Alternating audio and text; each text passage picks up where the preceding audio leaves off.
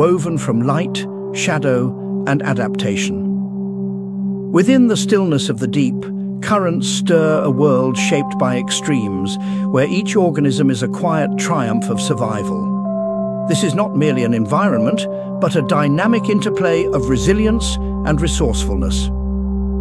The life forms here are not passive inhabitants, but active participants in a delicate choreography, thriving where no one thought possible. Every glimpse reveals a complexity that challenges what we know about existence itself.